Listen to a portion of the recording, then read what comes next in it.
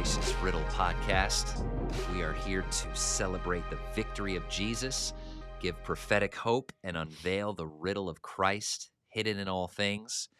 Dylan and I here decided to just keep recording.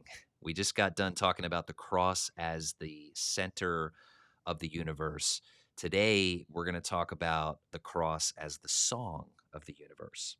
Hey now. So before we go there, Dylan, do you have an AI prompt for us today? Yeah, I asked ChatGPT, what did Tolkien believe about storytelling and Lord of the Rings? Because I watched Lord of the Rings a lot, and I'm like, there's just so much depth here. Like, what did he actually believe? So this is what it said. This is one of the reasons Tolkien has had such a lasting influence. He didn't think stories were just entertainment. He believed they were woven into the fabric of reality because humans are made in the image of a creator. Here are some of the biggest ideas. Number one, we are sub creators. Tolkien believed God is the true creator, and humans are sub creators. We don't create from nothing like God does, but we take what he has made and create new worlds, music, paintings, and stories. Wow. In his essay on fairy stories, he wrote, "We make still by the law in which we're made." Mm, In other words, our desire to tell stories isn't accidental, it's part of bearing God's image. wow. Number two, fairy stories reveal truth. Tolkien disliked the idea that fantasy was an escape from reality. Instead, he believed fantasy helps us see reality more clearly. A dragon isn't merely a dragon, it can illuminate courage, sacrifice, temptation, hope, and evil in ways ordinary realism sometimes cannot. Mm, Fantasy recovers our vision so we stop taking the ordinary world for granted. All right. wow. Number three. Wow. Okay, there's Yeah, more. dude, there is more. Okay. Bear with me on this one. Okay. Number three, the gospel is the true myth. This is one of Tolkien's most famous ideas. His close friend C.S. Lewis loved myths, but thought Christianity was just another myth. During a famous late night conversation, Tolkien argued, every culture longs for redemption. Myths point toward truth, and Christianity is the myth that actually happened. The incarnation, death, and resurrection of Christ fulfill the deepest patterns found in myths. Lewis later credited that conversation as a major step toward his Christian faith. All right. Wow. Number four, Wow. Tolkien coined the word eucatastrophe. It means the good catastrophe, the sudden, unexpected turn from despair to joy. Yeah. Think of Frodo failing at Mount Doom, yet the ring is destroyed anyway. Or in Christianity, the crucifixion looks like total defeat. Then comes the resurrection. Tolkien called the resurrection the greatest eucatastrophe in history. Wow. And two last ones. Number five, like Augustine of Hippo, Tolkien believed that evil is parasitic and evil cannot create. It only twists what is already good. Mm, Good is original, evil is a parasite. wow. And then last one, small people change history. Number eight, one of Tolkien's deepest themes is that history is often changed not by the mighty, but by the humble. Not kings, but hobbits. Power isn't what ultimately saves Middle Earth. Mercy, humility, friendship, and perseverance do. Oh my gosh, man. That's These patterns resonate because, in Tolkien's view, they reflect the structure of reality itself, a world created by God and ultimately redeemed through Christ. mm, man. Yeah, Wow. Okay. that Well, was a lot. we could Yeah. just end the podcast right there. I think that's It's enough for true. today. It's true. I mean, for real, that was beautiful. Might have to turn that into an article or something and explore it at a deeper level. But Yeah. that word, eucatastrophe. I've heard that before from some reading on Tolkien and when you were talking about the death, the crucifixion of Christ, I heard like another coin of a word. I heard crucifixion, like fiction, fantasy filled with the cross, like Ooh. myth that is actually filled with the real truth. Like I could see someone thinking crucifixion is like a derogatory thing, like calling it a Yeah. lie. But no, I see it as as the That just fact came that to you? You never heard that in before? no, I never heard that before. So, Dude, but we just should as run you with were, that. I like yeah, that. just as you were saying that crucifixion, the Mm, cross in fiction, the yeah. cross, and even this morning, one of my daughters started reading the Goblet of Fire, and any Right. Harry Potter haters out there, don't crucify me for letting my daughter read this, but the Goblet of Fire. I was even thinking this morning about that story. It's like it's communion. It's this eternal glory that comes from this cup of suffering that Harry has to drink, and it's like Jeez. I see the cross in that fourth book of Harry Yeah. Potter, like through and through. Um, It's yeah, it's yeah, because I that was a lot of words that I read, but, like, if I could boil it down to one thing, he's just saying all of our stories can't escape the real story that we're in. Whatever yes, story we write, that's good. it's some we don't have anything else to take from. Like, God made us within a certain reality of of how sacrifice is victory, Yes, mercy, friendship, perseverance, and so any good story is yeah, going to reflect that in some way, shape, or form. Even if the writer or author doesn't yeah, intend to, yeah, you kind of can't escape it. If you think of your yeah, favorite movie or song, or yeah, it's usually going to point to some sort of love, sacrifice, friendship, giving. yeah. Um, Man, and it just that reminds me of something I've wanted to post about for a while. Maybe I'll just see where this goes. Just talking out loud for a moment, kind yeah, of unfinished thoughts. But like we are in a season in time in like this kind of postmodern. I've heard the phrase like meta modern meta narratives where people are trying to like they're trying to leave the the fabric of reality. traditional well, yeah, they're trying to leave the fabric of reality, right, ultimately. And but they're trying to come against traditional storytelling, where the good guys win, sacrifice triumphs, all that kind of stuff. And they just purposefully subvert the stories because it's like, yeah, they want to. And I think there's a creative spirit there in them that they, Sure. are desiring to, explore new territory and storytelling and all of that stuff. Um, but there really is this sense in some movies and shows and even books that come out that have that like you could feel something missing from them.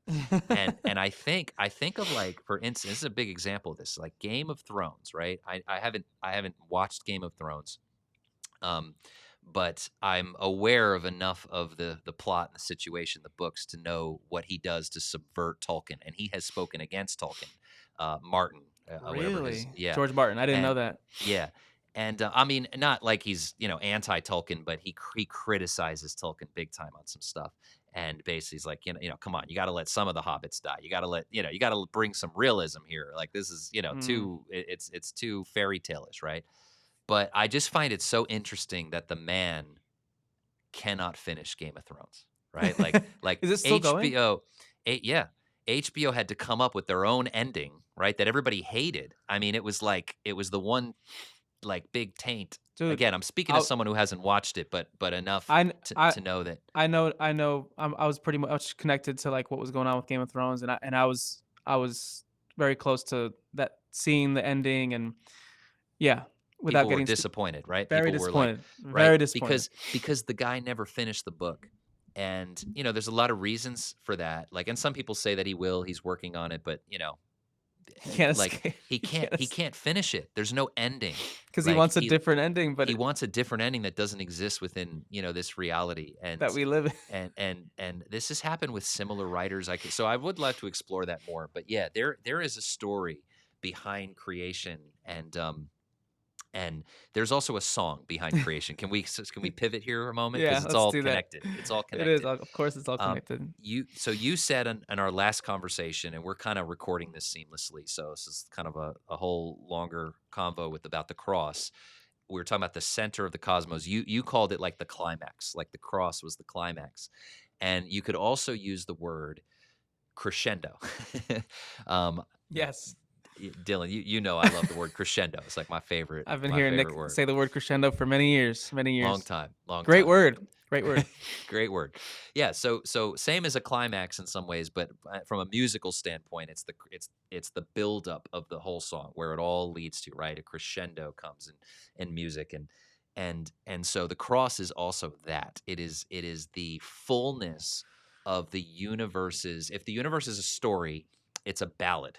We'll use the word ballad to merge song and story here, right? Mm, Like a ballad is a song with lyrics that tell a story.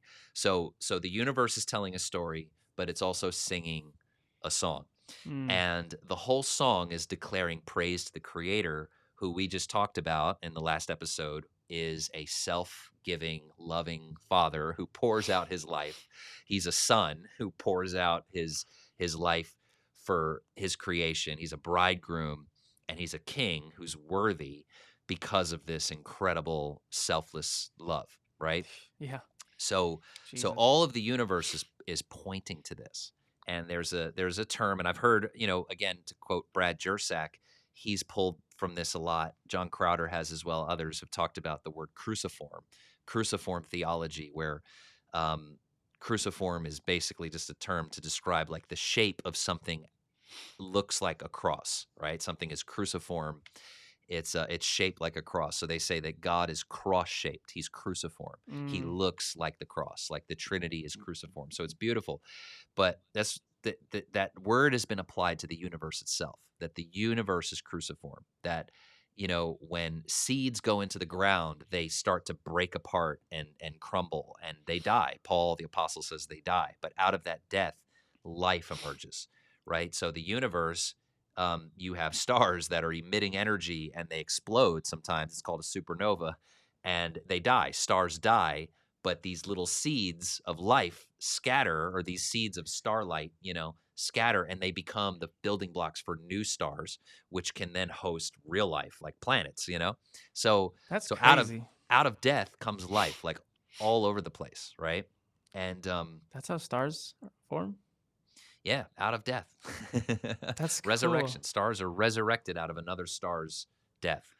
And Wow. um and so yeah, it's amazing. So this picture is all throughout creation. I mean, whenever you eat something, you're eating something that gave its life for you. Even if you're a vegetarian, like Wow. that plant is being crucified. It's crucified in the pot, cooked, added with some garlic or whatever you Jeez. got. Dude, what And the you heck? are That's so crazy. you're receiving energy, which is resurrection into your body because of the death of another organism. Like the universe looks like this. That's why the cross is truly the answer, the true myth.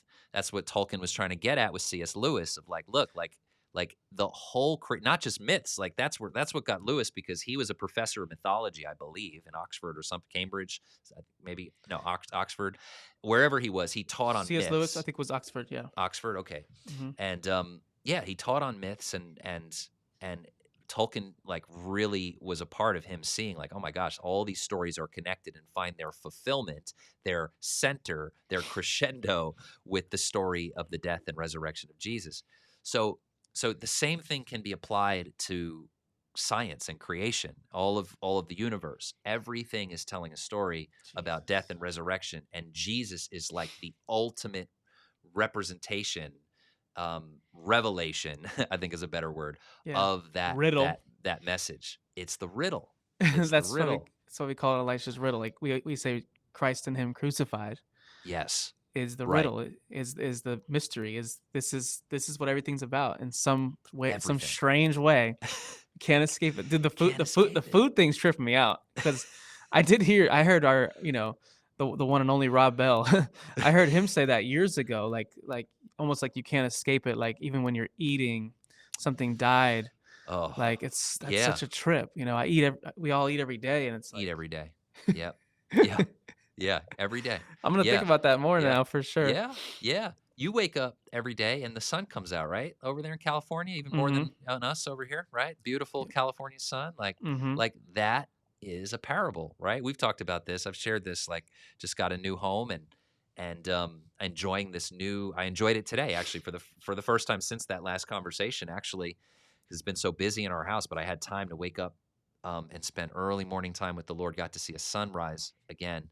And again, it's this prophetic picture of the cross of Jesus, like him rising out of after the sun went down for a night and went under the ground. From our viewpoint, it went into the grave of the horizon, and The sun then went 12 down, 12 hours later, boom, comes like back up, resurrection. it comes up. And what does it give us? It gives us Dude, energy, right? Jesus. Yeah. Everything is pointing to this song that God's singing.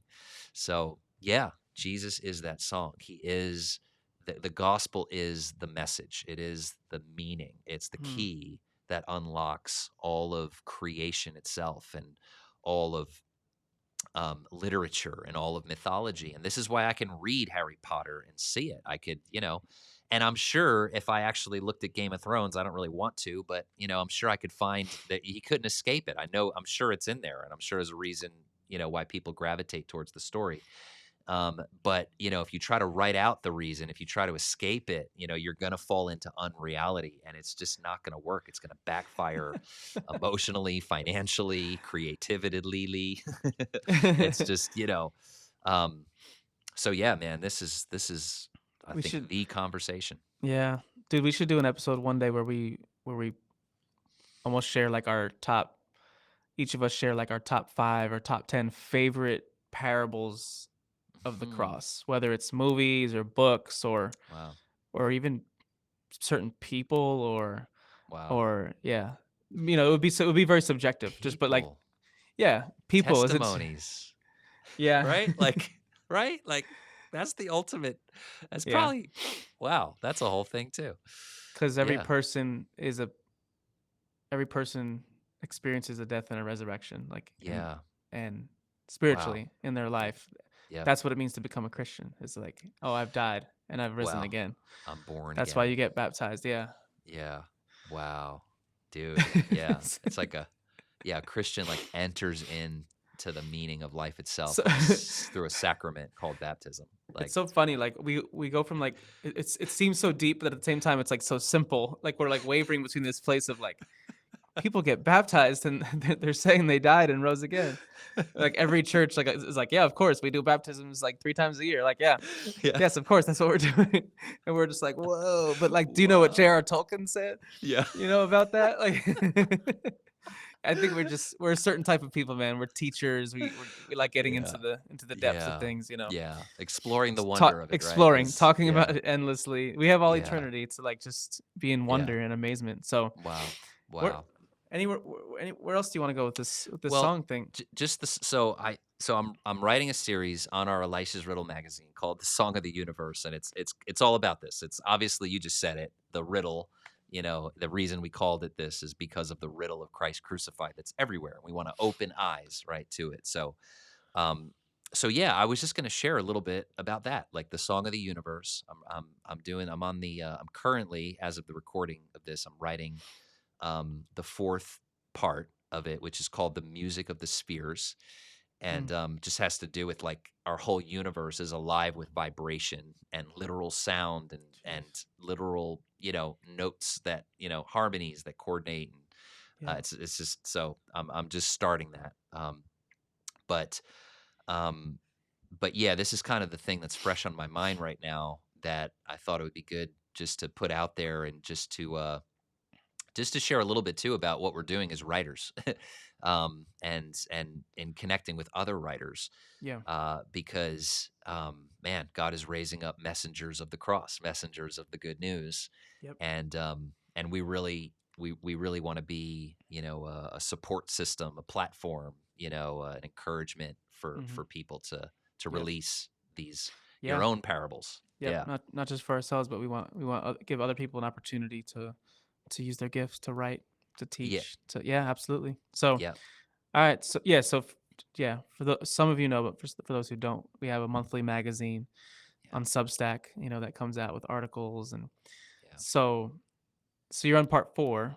So yeah. music of the spheres. So Yeah, yeah. So it's just so what I'm seeing is that it's going to become a book that will be tentatively titled "The Song of the Universe." So it's just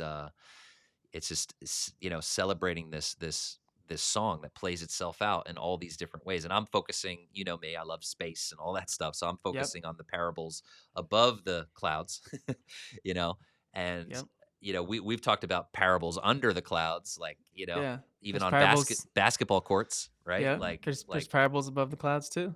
yeah, Yep. yeah. So everywhere you go, you can't escape it. But yeah, above the clouds, above our Earth's atmosphere, there's music, there's glory. It says in Psalm 19 that all of the universe declares His glory, like Mm. the heavens themselves are declaring. I think one translation does use singing, and it's just like singing out Mhm. the glory. And so, yeah, so I'm excited. I think it's gonna become a book at the end of it. Um, and this is part of the vision we have for Elisha's Riddle is to do serialized books. And it would just be good to mention this here for Yeah, those who yeah. haven't really followed what we're doing. Like the Lord really gave us a vision a couple years ago for this. Well, it's been a number of years. It's almost 10 years now, or maybe even longer. That through a series of articles, we would create books. And we did it with you, man. We did it with Happy Trinity. Like that Mhm. was a series of articles that came Yep. out on Elisha's Riddle, like circa 16? Was that we Mhm. were doing that? 16, yep. And and then it's just, yeah, and now it's together in one form, and it's such a great book. It blesses so many people. But Elisha's Riddle was like the birthplace of that. It was the labor and the delivery process of, Yeah. getting that book out there. So, yeah, I wanted to share that as well here, that like we're still running with this vision, and we have two, possibly three books now that are forming through Wow. Elisha's Riddle. um, my friend David I was going to say new friend, but he's a couple years now. We've been connected. C. David Baker, who's already an established author and um, incredible writer. I connected with him through some mutual friends, and he wrote an incredible autobiography of Jesus that someone gave me, and I read it on my birthday. It's autobiography, like it's Jesus telling his story. It's just it's so creative and so well done. Um, so that So book really blessed me. We connected after I read it, what's the name of and that book? and it's called um, oh, the name is escaping me right Oh, now. it's okay. No, we'll come back Yeah, to it. yeah, But that sounds amazing. I remember you told me about that one. I was like, dude, that's so cool. yeah, yeah. So so anyway, he's doing a new book called The Walking Stick, and it's this beautiful journey of him walking with the Lord through pain, through unbelief, through all these things, and God's light breaking in. So anyway, it's that's just an example of something that we're putting out there. And we have one from our another, I was going to say new friend, but really it just feels like a lifelong brother now, Waylon, who's helping us with this podcast. Shout out to Waylon. Yeah. What's up, Waylon Waylon? Woody. Yes, he's working at the Almond Branch now, and he's writing this kind of live action memoir. Like as he's experiencing stuff in his life, he's putting it on the page, and he's really gifted in the way he does it, and very funny too in his writing. And so he's just sharing his story. It's coming together as a serialized book. So so yeah, it's really cool. So anyway, yeah, these books are forming and coming together, and we want to declare the song. We want to declare the mystery in all these different ways. And Yeah, Elisha's Riddle is just one, platform we have for that. Um but it's a really cool one. We really feel like God's given us this vision to put out some incredible works that will declare the glory of the Lord and reveal the absolutely. mystery, to the Yep. nations. So yeah. Love it. Yeah, everyone has a story to tell, and everyone, when you come into reality with the true story of Yeah. Christ, like God's gonna put something on your heart, and Yeah. so definitely encourage people to step out in faith and write something, or Yeah. use the gift that God gave you to tell that story that God has Yeah. put in you. So that's Yeah. awesome, man. Well, I got to check out all these different articles, and Yeah. um yeah, you could find them on social media, Elisha's Riddle, Instagram, Yeah. Facebook. Waylon's doing some great work. So Yeah. all right, that sounds good. Yeah. So it's the song that all creation's singing.